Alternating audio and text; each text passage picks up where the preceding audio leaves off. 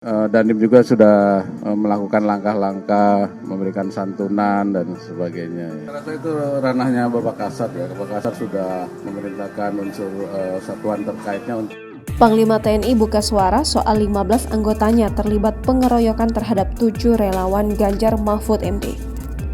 Panglima TNI Jenderal TNI Agus Subianto mengatakan tindakan hukum terhadap prajurit Batalion Infanteri 408 Raider Kodam 4 di Ponegoro yang menganiaya relawan calon presiden dan wakil presiden Ganjar Pranowo Mahfud MD merupakan ranah Kepala Staf TNI Angkatan Darat atau KSAD.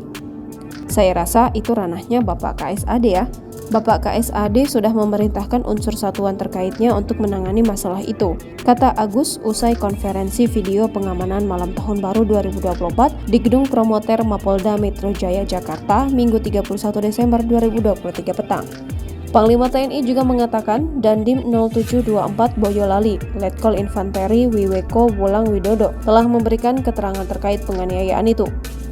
Dandim juga sudah melakukan langkah-langkah memberikan santunan dan lain sebagainya, kata Agus.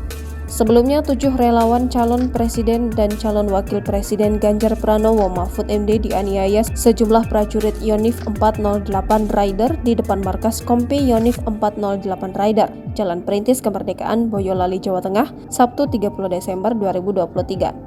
Letkol Infanteri Wiweko Wulang Widodo mengatakan prajurit TNI yang terlibat penganiayaan itu berjumlah 15 orang dan berasal dari Yonif 408 Suprasta.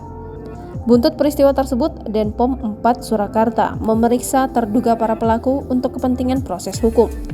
Wiweko menjelaskan penganiayaan bermula saat anggota Kipan B Yonif 408 Subrasta sedang melaksanakan olahraga bola voli Sabtu pukul 11.19 waktu Indonesia Barat. Mereka kemudian mendengar suara bising yang berasal dari sepeda motor dengan knalpot brong yang melintas secara terus-menerus. Mengetahui situasi itu, beberapa anggota spontan keluar menuju ke jalan di depan asrama untuk mencari sumber suara knalpot brong pengendara motor. Setelah itu, beberapa anggota menghentikan serta membubarkan pemotor yang menggunakan knalpot brong hingga terjadilah penganiayaan.